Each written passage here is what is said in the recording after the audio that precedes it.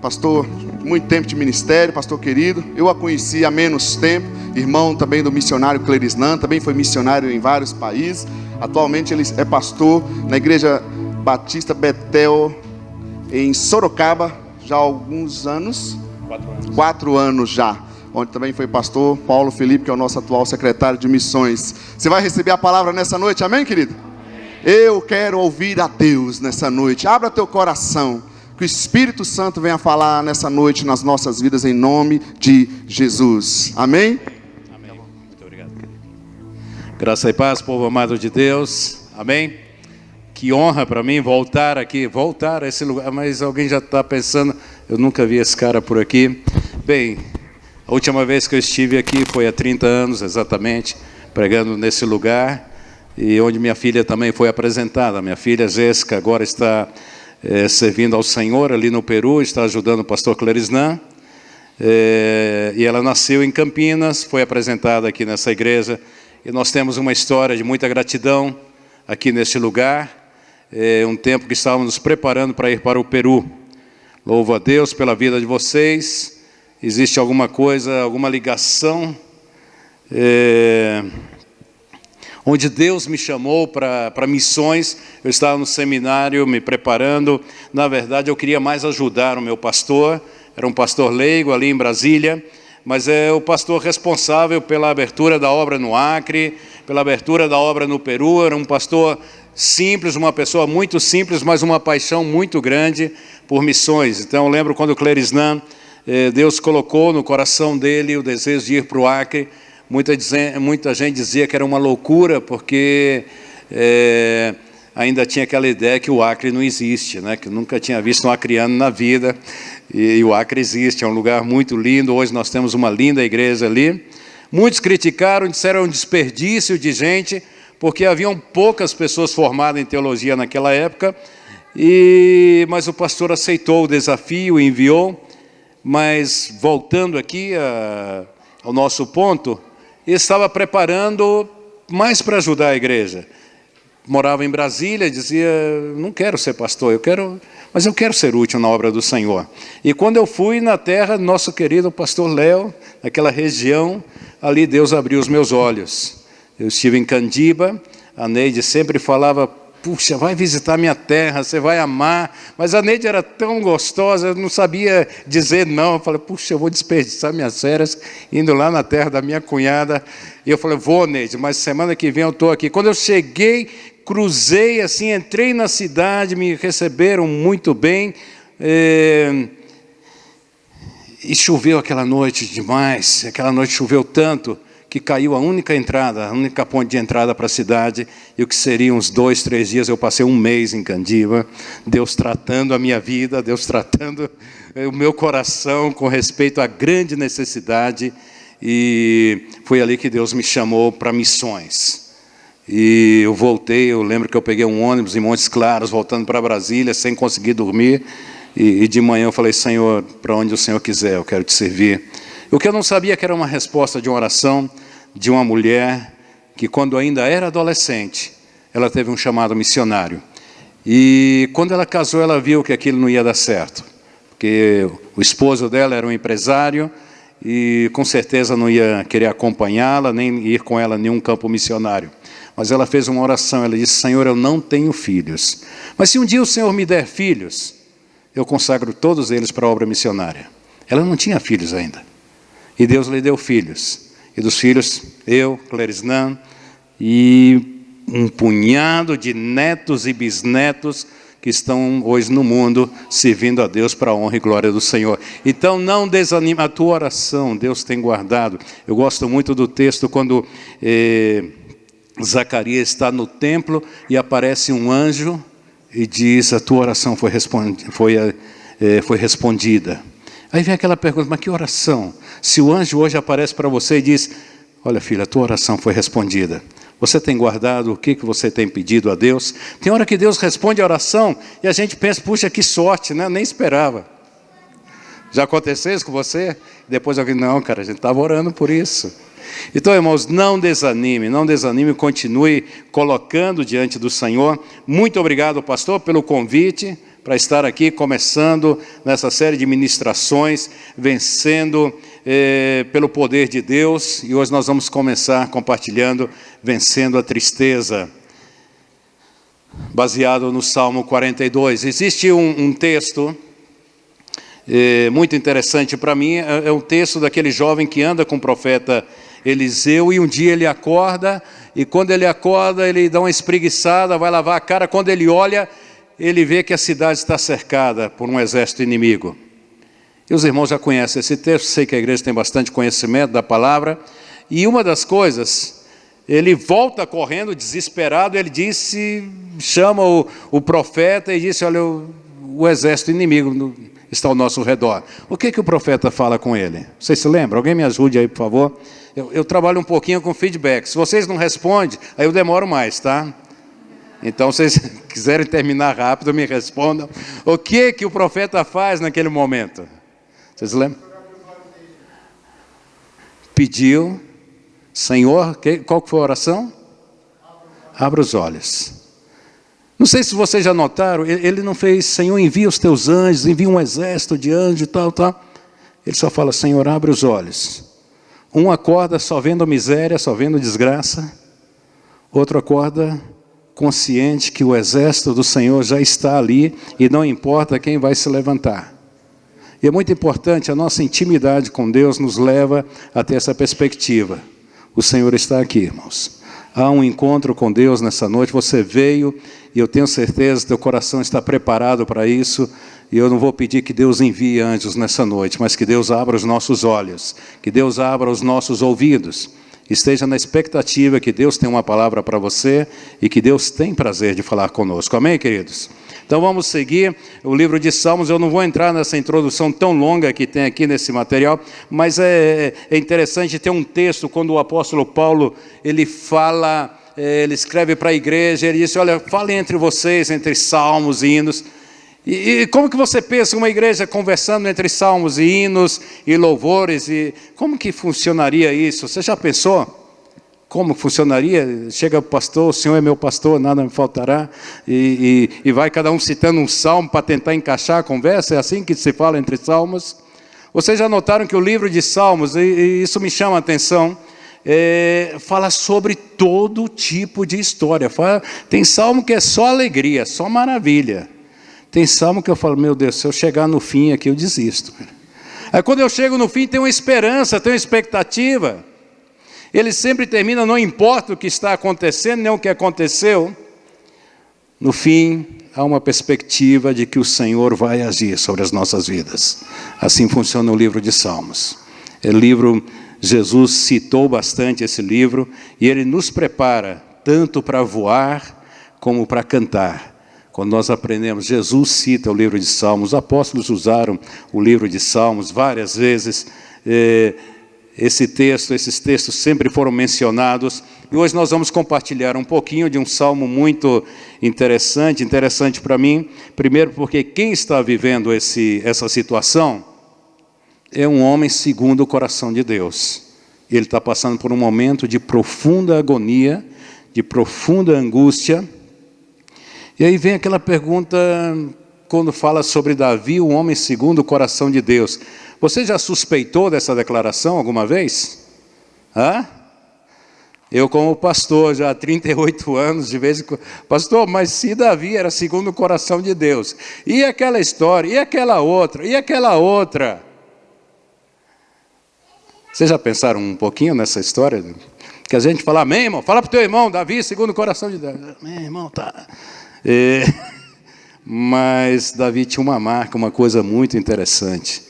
Era um homem como nós. Ele foi moldado no deserto, sozinho, porque era o filho mais novo. Ele não era um líder chamado, quando assumiu, você é um grande líder. Mas ele foi criado ali no deserto, ele tinha intimidade com Deus. Ele não tinha ninguém para mandar, só as ovelhas mesmo. E às vezes nem elas obedeciam direito, né? Tinha que sair, caçar uma, trazer de volta. E ali Deus foi moldando. Existe um livro muito lindo, desculpe,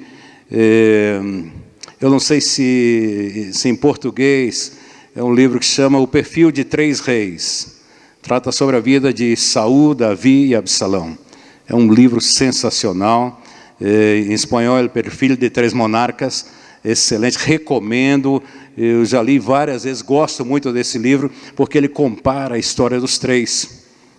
Davi, aquele menino que cresce ali no deserto. Ali no deserto ele aprende a adorar a Deus. Ele faz canções ao Senhor. Um dia vem um urso, um dia vem um leão, e ele salva a sua ovelha.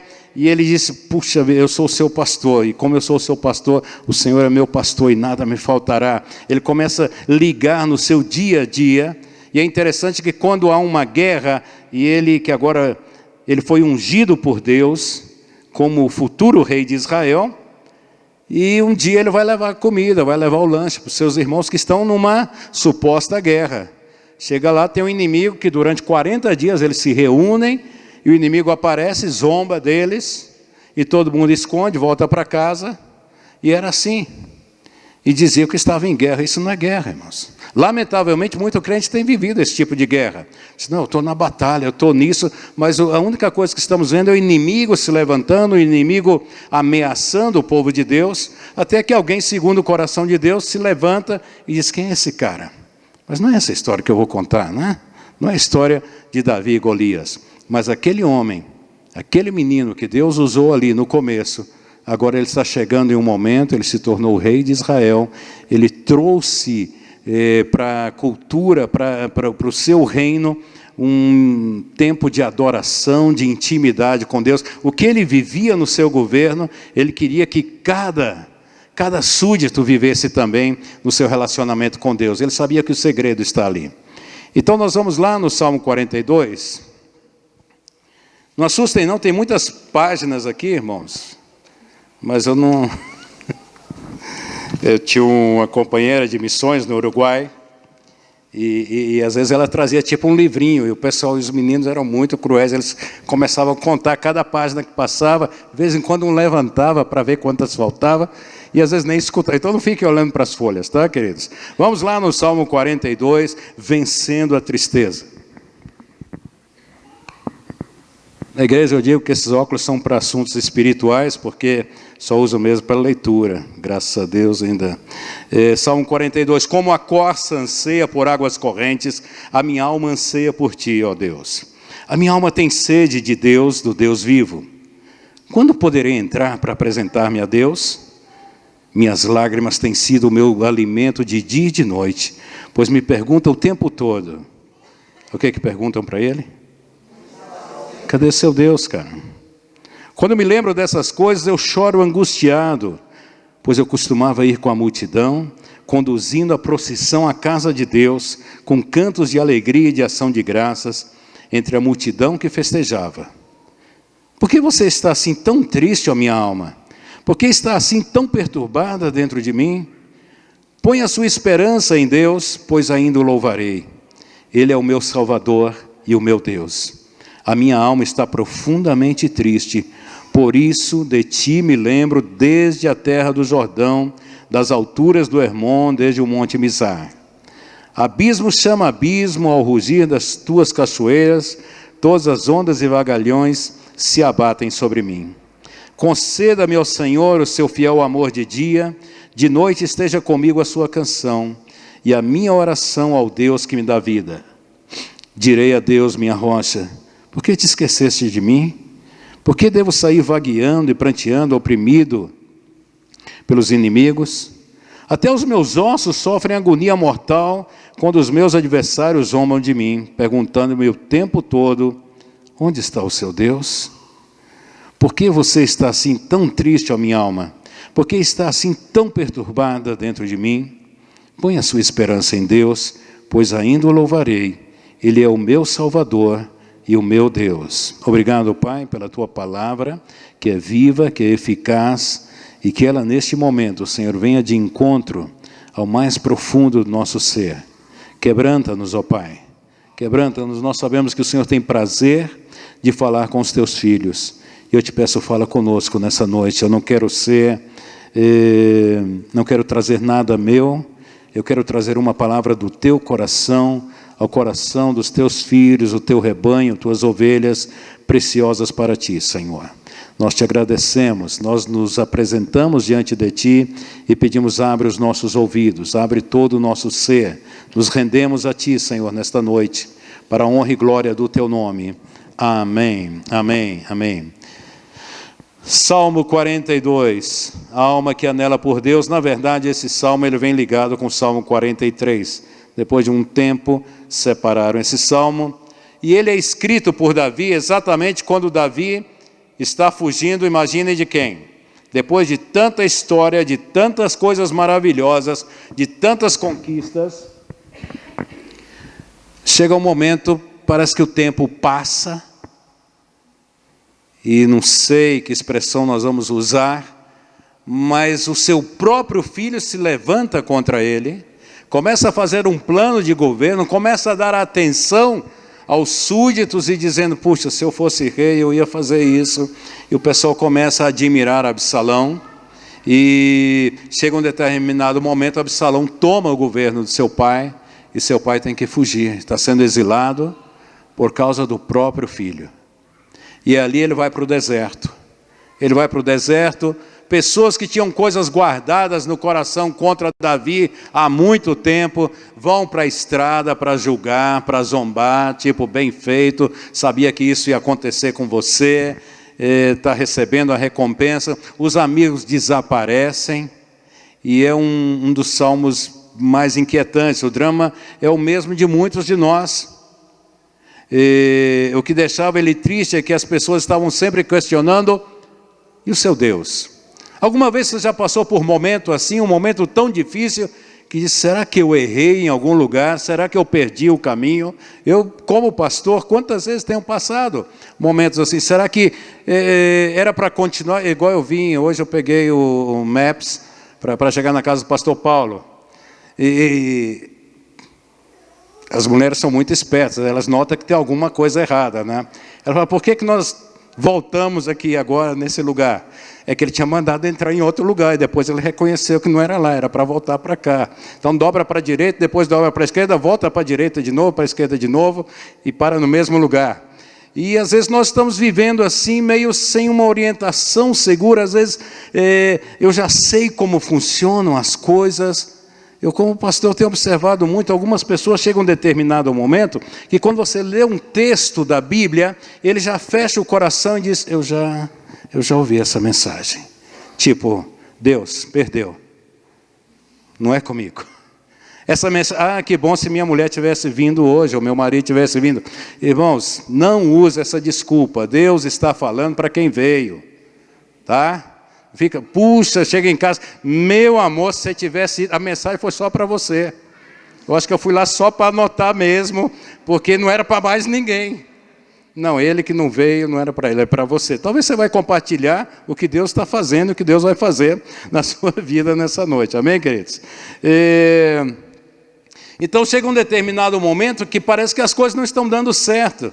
E você está tentando viver na sua prática. Não, eu tenho tantos anos como cristão, eu sou membro, um dia procurando alguém para tentar aconselhar. Quantas vezes eu ouvi isso? Agora eu já não escuto mais, mas eu escutava, quando comecei a pastorear com 20 anos, alguém virava, menino, quando você nasceu, cara, eu já era crente.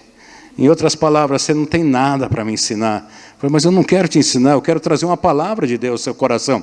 Hoje é mais difícil, com quase 60 anos, alguém dizer que quando eu nasci, né, ele já era crente, mas as lutas continuam, as pessoas se fecham e dizem, eu não tenho mais nada que aprender. E nós vamos encontrar Davi já uma idade bem avançada, e Deus vai ensinar uma lição que talvez Deus vai te ensinar hoje também. Ainda estamos juntos aqui, queridos? Nós vamos entender que Davi, ele declara que a sua alma está profundamente triste. O crente pode passar por momentos de tristeza? Sim ou não? Sim ou não? Eu não sei se eu vou entrar num outro tema aqui. Eu me converti num tempo que se alguém orasse por mim, por uma dor de cabeça, e eu tomasse uma Novalgina, eu estava endemoniado, que não tinha fé em Deus. Quando nós voltamos dos Estados Unidos, depois de muitos anos de ministério, eu e a minha esposa entramos em um consultório psiquiátrico. E aquele psiquiatra disse: pastor, 70% dos meus pacientes são pastores tementes a Deus, que amam a Deus sobre todas as coisas e que estão esgotados. É algo que tem marcado. Hoje muita gente está apontando o dedo contra pastores. Por que suicidou, mas não era pastor? Muitas pessoas estão ao borde, estão à beira de um ataque, à beira de um colapso.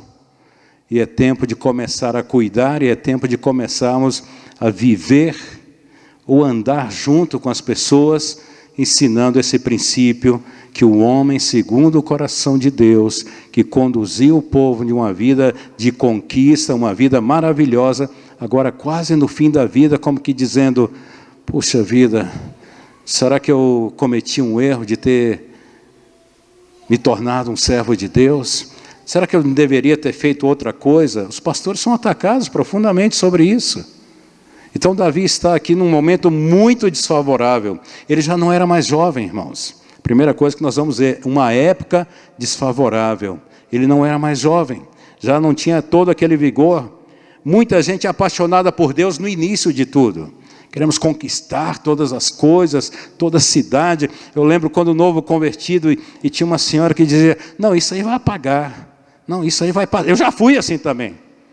Eu não sei se é só na minha vida que acontecem algumas coisas, mas às vezes você está numa igreja e vê um jovem super animado e está orando, e alguém: não, pastor, eu já fui assim também, graças a Deus, agora eu já estou maduro, já não oro, já não jejuo, já estou livre de todas essas coisas. Mas graças a Deus, aquilo que me pegava no início, continua. E eu quero que isso continue.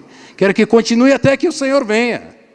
E deve ser a nossa expectativa. Não existe uma aposentadoria na vida ministerial. Existe sim de você receber do governo e tudo, mas você vê uma necessidade, você vai continuar trabalhando, você vai estender a mão. Mas vamos lembrar, Davi já não era jovem, já havia passado aquele tempo de paixão, aquela ideia, tantas coisas, tantas conquistas. Agora a cabeça mandava, o corpo não obedecia. Você já experimentou isso? Você que eu encontrei o irmão ali, ele falou: eu lembro do pastor Alex, jogava bola aqui no seminário.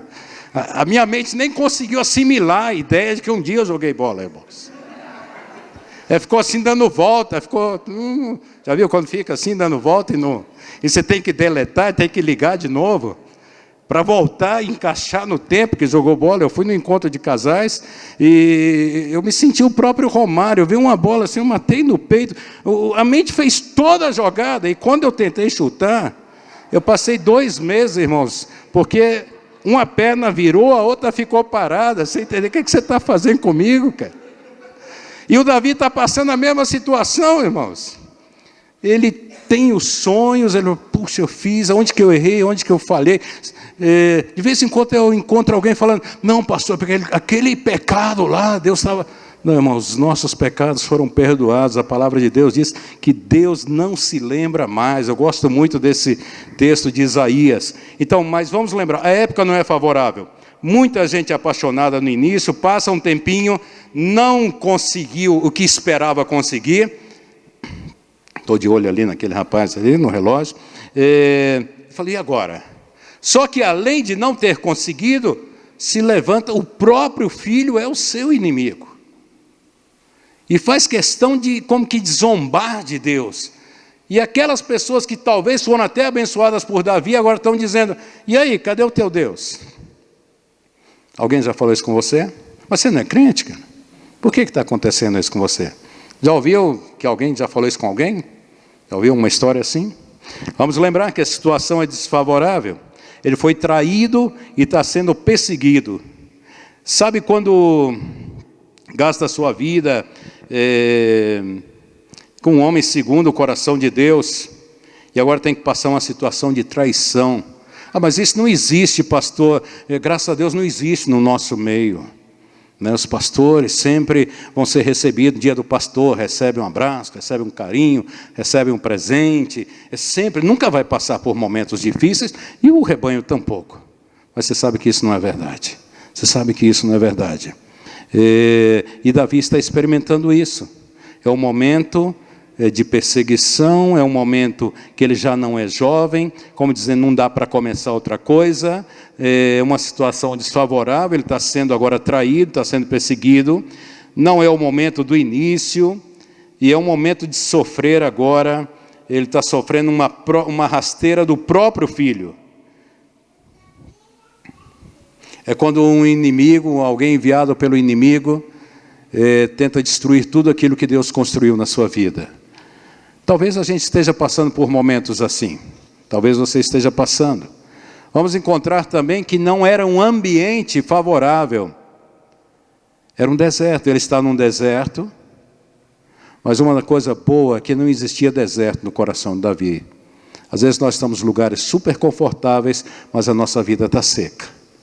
E às vezes nós estamos em lugares difíceis e a nossa vida está fluindo na graça do Senhor. Amém, queridos? Ele está em um lugar ruim. Aqui o escritor comenta sobre possíveis desertos. Mas nós vamos entender que o inimigo, Satanás, estava no paraíso e ele não adorou a Deus. Ele recusou adorar a Deus. Judas estava em um ambiente de milagres, de expectativas, de maravilhas, sempre junto ali de Jesus, mesmo assim ele traiu Jesus. Não são os ambientes favoráveis ou desfavoráveis, nós podemos transformar isso.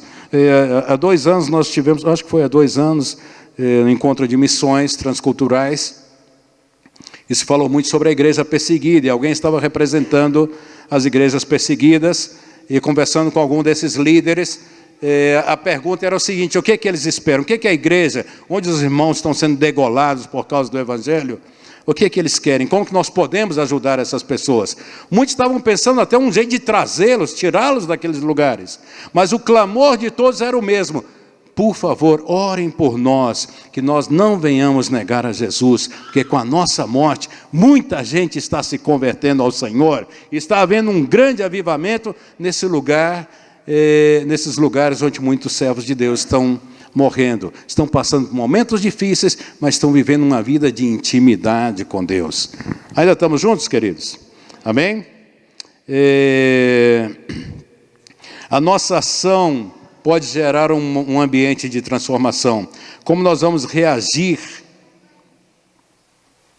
Como nós vamos reagir diante das dificuldades, diante das tristezas, diante das decepções? Muita gente pensa que a vida cristã, a vida ministerial, é uma vida de aplauso. Puxa, eu queria ser pastor. Eu tenho um sobrinho, eu tenho muitos sobrinhos que são servos de Deus, são ministros do Senhor, e eu lembro de um que sempre que a gente voltava e contava testemunhos, ele falava: puxa vida, eu quero viver isso. Eu falei: mas não é assim, você tem que ter convicção que Deus está te levando.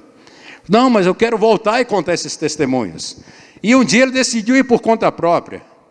E passou 2 meses no campo missionário. Esse Deus me livre, tio, nunca mais. É muito caro para contar essas histórias, tio. Falei assim: é caro. Quando você decide ir, se Deus mostrasse tudo que você vai passar, eu acho que o próprio Abraão ia dizer: não, eu vou continuar aqui, 75 anos, eu acho que já está bem, não vou me atrever a ir para essa terra que o Senhor ainda vai mostrar. A postura de Davi, queridos, ao ser levado no deserto, é de adoração. Nós lemos aqui no Salmo. Ele vê ali um servo clamando por águas, e ele identifica, ele se compara com aquele servo. Ele diz: a sede, a angústia que ele tem por água, eu também tenho. Mas ele tem sede de quê? Sede de Deus. Sede da presença de Deus. Sede da comunhão com os irmãos. Para vencer a tristeza pelo poder de Deus, nós precisamos primeiramente reconhecer que temos necessidade de Deus. É o que Davi faz. Salmo 42, 1-2.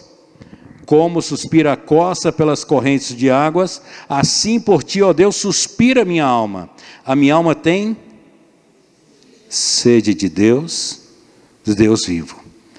Quando eu irei, me verei. Interessante, ele perdeu o palácio, ele perdeu honras e glórias, tanta coisa, mas sabe o que ele está sentindo falta? Do culto, da comunhão com os irmãos, na casa de Deus.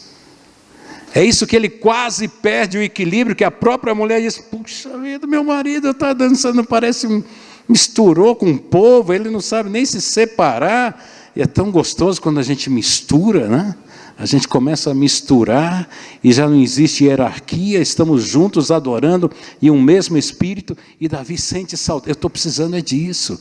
E isso faz ele esquecer tudo que está passando.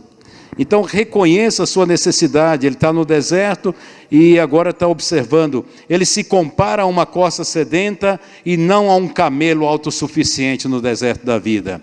Às vezes nós falamos, não, eu não estou precisando disso, eu preciso de outra coisa. E nós fazemos uma lista de tantas coisas que achamos que precisamos, e não é nenhuma dessas. Reconhece que não pode viver longe da presença de Deus. Ele não sente falta do palácio, mas ele sente falta da comunhão com o Senhor.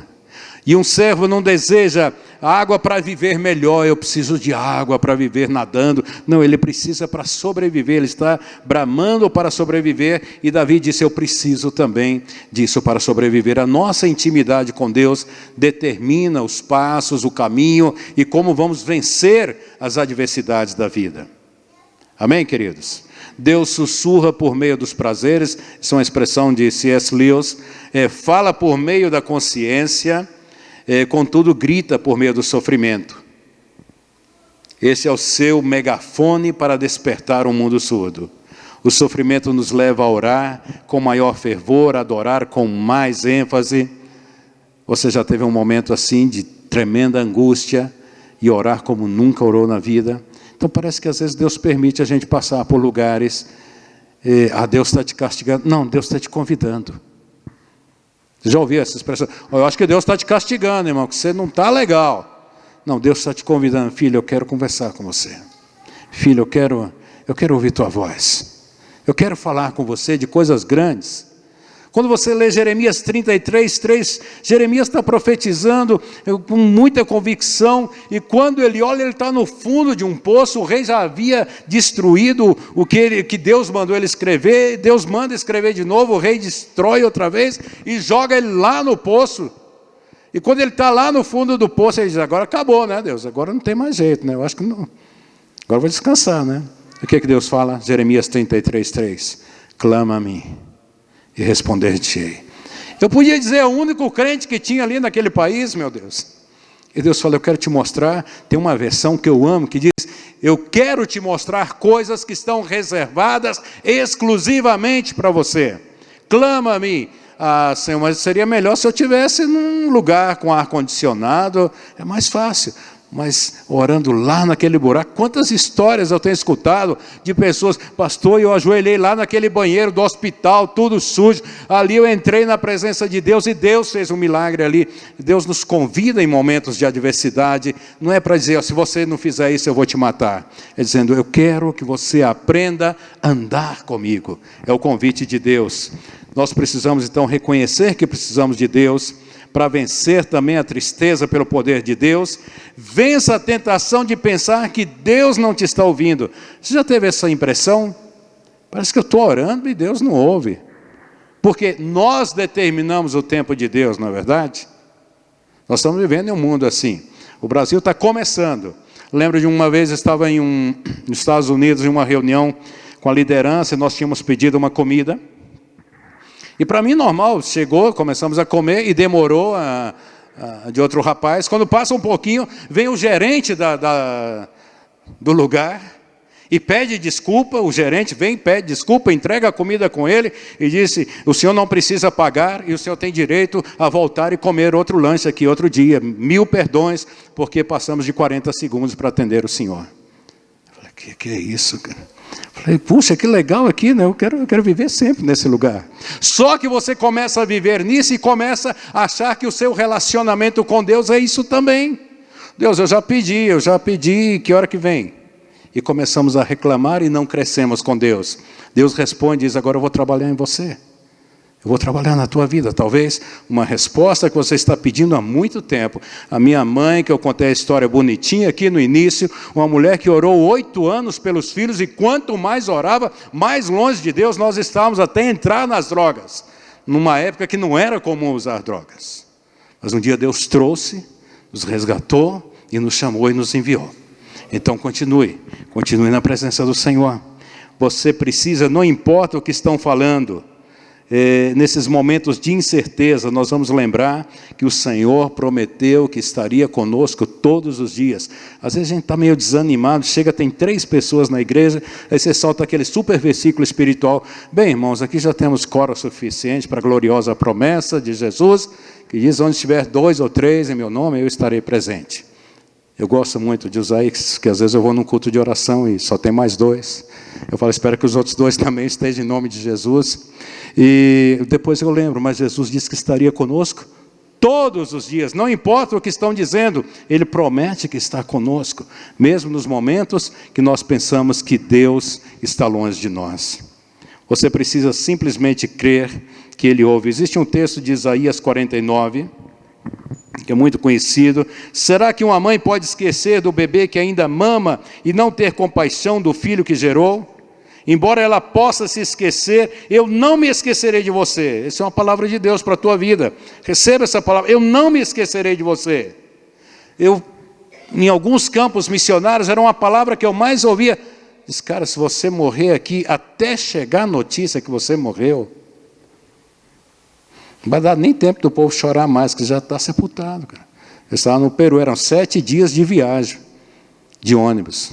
Fiz algumas viagens dessa várias vezes com os meninos, no 7 dias dentro de um ônibus. Imagine, quando você sai, você se sente, dá uma saudade, que é como se você fizesse parte do ônibus já. Né? Não, aí depois que passa 3 dias, você vê um ônibus, você dá uma arrepiada assim. Jesus, o sangue de Jesus tem poder. Mas em lugares assim, quantas vezes eu estava numa boa, amém, glória. Cara, se você morrer nesse lugar aqui, até chegar a notícia lá em Campinas, no centro administrativo, para o pessoal tomar uma decisão, está perdido, você está longe de tudo. E parece besteira, mas isso afetava emocionalmente. É mesmo, cara, estou longe de todo mundo, eu podia estar quieto lá no Brasil, estou aqui nesse lugar. Mas é quando o Senhor disse, eu estou com você. Não importa onde você está, eu estarei contigo todos os dias. Então vamos entender que não importa o que estão falando, Deus promete estar com você, querido, todos os dias. Faça também uma autoanálise do motivo do seu sofrimento. Chega um determinado momento que ele disse para a alma, por que te abates, porque está abatida? Você já teve momentos na casa do Senhor e está triste? Isso quer dizer sim ou não? É que eu preciso entender. Ainda estou aprendendo ainda, irmãos. Então, Davi está um momento assim, diz, caramba, o que eu estou...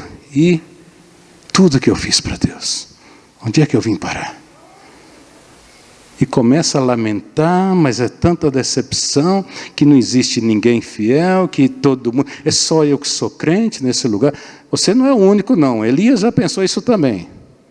Elias um dia entra num buraco e Deus aparece para conversar com ele. E o que você está fazendo aí, Elias? Eu falo, não, é que só sobrou eu sou o único. Nem o pastor é crente. É só eu. A mulher do pastor, ninguém. Aqueles diáconos lá, ninguém, é só eu. Só eu que sobrei. Ainda querem me matar. Então eu prefiro ficar aqui na minha. E Deus fala, sai daí, não é teu lugar. E Deus pergunta, o que você está fazendo nessa caverna? Pegou? Sai da caverna. Senhor, eu quero sair da caverna, porque na caverna a gente começa a dizer, eu tenho razão, eu tenho motivos, eu sou o único. E Deus diz, nada disso. Sai, tem muita gente aí, meu filho, que está buscando a Deus. Essa paixão, eu vi aqui o pastor começando, e eu sei que essa é uma paixão de coração de pastor, que eu sou pastor, de ver o rebanho na mesma expectativa de Deus. Talvez outro não está pensando, mas a igreja, existem pessoas que estão nessa expectativa de que algo grande aconteça aqui. Amém, queridos? Não, quando falo de algo grande, eu não estou falando de encher lugares, mas de uma dependência, uma intimidade grande com Deus. Deus nos convida para isso. Então, parece que Davi começa a conversar com a alma, eu te aconselho a fazer isso, ele dá uma cutucada assim, fala, ô alma, por que você está assim? Por que você está desse jeito? Por que você está abatido? Por que você está desse jeito? Dá uma sacudida. E às vezes a gente, não, é porque é normal, todo mundo faz isso, todo mundo passa por isso. Você viu, o pastor contou uma história lá, todo mundo passa por isso. Só que nós precisamos urgentemente examinar o motivo do nosso sofrimento. O que está acontecendo? Isso não é normal. E dar uma sacudida, dizer, desperta. A primeira coisa a fazer é enfrentar essa cova, enfrentar essa caverna de tristeza e depressão e começar. Tem razão isso? Tem motivo para ser? Então as adversidades aparecem em nossa vida por 3 motivos. Deus pode permitir para promover a tua vida na adversidade. Na adversidade você vai buscar mais a Deus.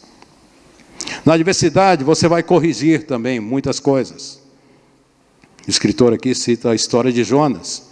Jonas só vai orar, irmãos. Ele não orou quando Deus falou com ele. Ele não orou quando ele decide fugir. Ele não orou para comprar passagem. Ele não orou para entrar no barco. Ele não orou quando estava todo mundo orando. Ele só vai orar quando ele está lá no fundo do mar. Irmão, não espera chegar nesse lugar, não. É tempo de começar a orar, não é mesmo? É tempo de falar, opa, eu acho que isso ali foi para mim, eu acho que é hora de começar a orar. Eu não quero chegar no fundo do mar. Primeiro, eu não quero nem desobedecer a voz do Senhor.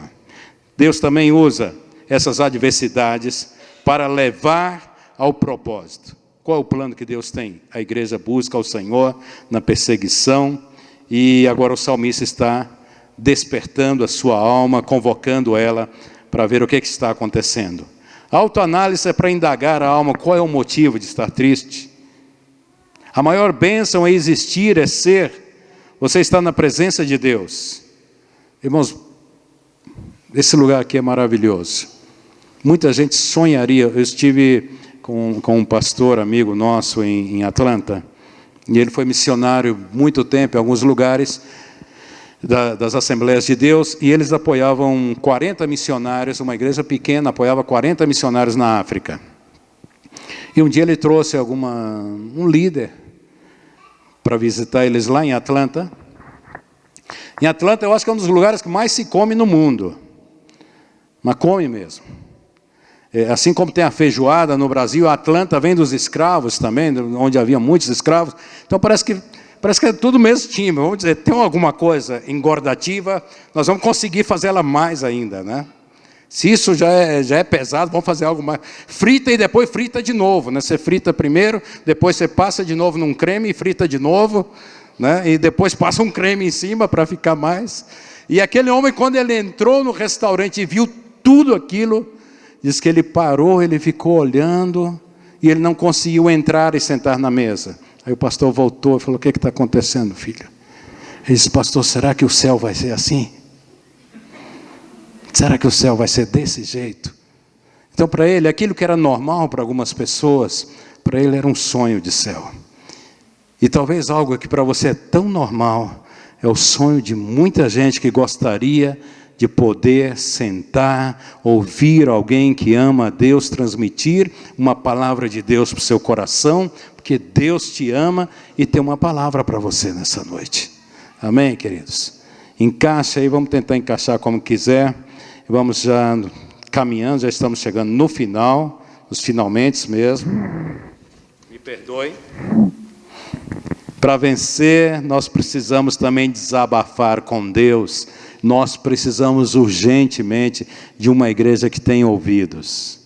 Ah, pastor, pode me contar, que eu amo escutar a história dos outros. Tem gente que conta a história dos outros até no pedido de oração, né? Eu queria pedir uma oração pela irmã fulana, porque eu não sei não, eu acho que ela está passando por problema, que tem um homem que está chegando lá à tarde, que não é o marido dela, mas eu queria que os irmãos estivessem orando, porque eu estou muito preocupada com a alma da irmã, né? Sabe, né, que eu amo o povo de Deus. E aquela outra irmã, que tem 3 domingos que ela não aparece, eu também queria pedir oração por ela, que eu passei num lugar e eu vi ela num lugar lá, que eu acho que, eu não sei se ela perdeu o ônibus, não é esse tipo de pessoas que querem escutar história. É de pessoas que escutem e falam, vem cá, cara, nós estamos juntos. A mesma angústia, a mesma luta. E eu gosto muito quando o menininho chega em casa e disse, mãe, eu encontrei um homem ali, ele estava chorando, aí eu ajudei ele. é mesmo? Mas o que você fez? Eu sentei lá e chorei com ele lá também, uns 5 minutos lá. Nós precisamos aprender como as crianças, irmãos. Tem hora que eu não... o Senhor me revelou, irmão, que vai... Não, vem cá, vamos chorar junto aqui um pouquinho. E a gente chora um pouquinho, depois dá um abraço. Puxa, que cura, né? Que coisa, nós precisamos de amigos, nós precisamos aprender. Tem oração que eu não lembro o que eu falei. Eu já desci babando da cama e chorando, chorei ali um pouco. Eu falei, nossa, que legal, cara. Acho que era isso que eu estava precisando. Eu não fiz como alguém disse, não, você ora 1h e 45 minutos em língua estranha, que você vai... Eu falei, não foi isso. Eu chorei na presença de Deus. Nós precisamos sair disso, desabafar com Deus e ter irmãos que falam, poxa, nós estamos juntos. Nós precisamos humanizar a nossa liderança. Nós colocamos os pastores como seres infalíveis. E o dia que ele comete um erro, que é o que está acontecendo com Davi, todo mundo cai matando. Nós somos humanos, precisamos do cuidado. Profetize, querido, a sua vitória. Vença pelo poder de Deus. Davi declara, ele falando para si mesmo, o que você deve falar para você é mais importante do que você fala para os outros. Ele diz, eu ainda louvarei o Senhor. Ânimo, desperta. Não tá meio complicado, mas eu ainda louvarei o Senhor. Porque isso está aqui dentro, está guardado e ninguém pode roubar isso da minha vida. Eu ainda louvarei o Senhor. Ainda é uma expressão maravilhosa. É um Deus que diz, não tem ponto final. Onde você colocou o ponto final, Deus põe uma vírgula e continua a conversa. Eu gosto muito. Recentemente eu vi esse filme, Vendedor de Sonhos. Mas quando eu li o livro, e o cara está para suicidar, e aparece alguém e tira ele, e ele fala, quem é você? Eu sou um vendedor. E o que você quer me vender? Eu quero te vender uma vírgula. Como que vender uma vírgula? Você tinha colocado um ponto final na tua vida, agora eu quero falar, vai começar. Vamos continuar. É o que Deus está falando. O salmista, ele põe uma vírgula, onde todo mundo já tinha colocado o ponto final, pedra, acabou, está vendo, não valeu de nada, perdeu o playboy. Não.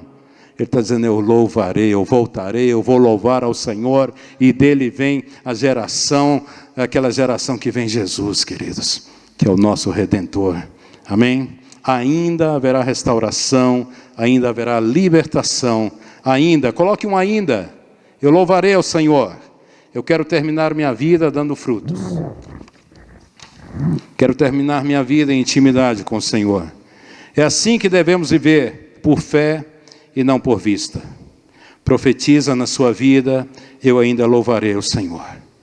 Ele é o meu Salvador e o meu Deus. Coloque um ponto final na tristeza. Ela pode vir, mas que não seja o que vai determinar o restante da sua vida. Continue adorando ao Senhor. Tem mais uma historinha, vamos terminar com essa história. Feche os teus olhos. Existe um processo, podemos usar, que é um ritual de passagem, quando deixa de ser criança, entre os Cherokees,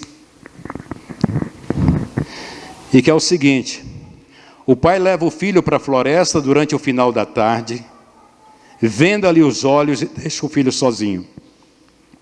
O filho senta sozinho no topo de uma montanha toda a noite e não pode remover a venda até os raios do sol brilharem no dia seguinte. Ele não pode gritar por socorro para ninguém. Se ele passar a noite toda lá, será considerado um homem. Ele não pode contar a experiência aos outros meninos, porque cada um deve tornar-se homem do seu próprio modo, enfrentando o medo do desconhecido. O menino está naturalmente amedrontado.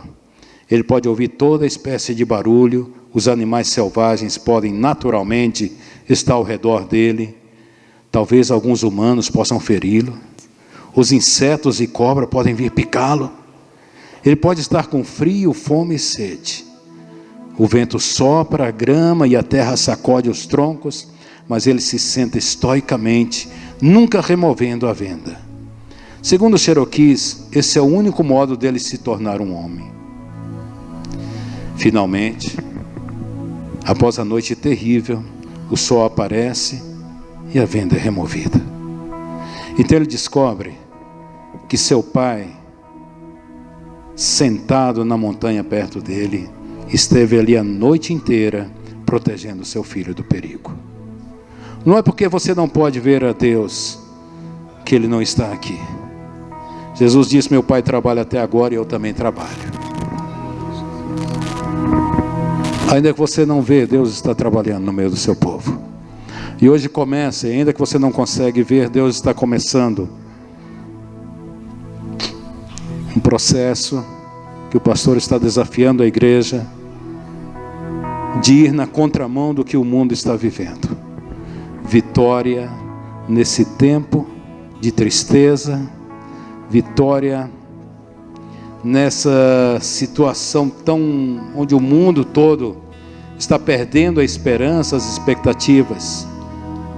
Nós podemos entender que tudo que estamos passando, os olhos do Pai estão sobre sua vida. E eu sei que Deus falou ao teu coração. Eu quero orar por você nessa noite.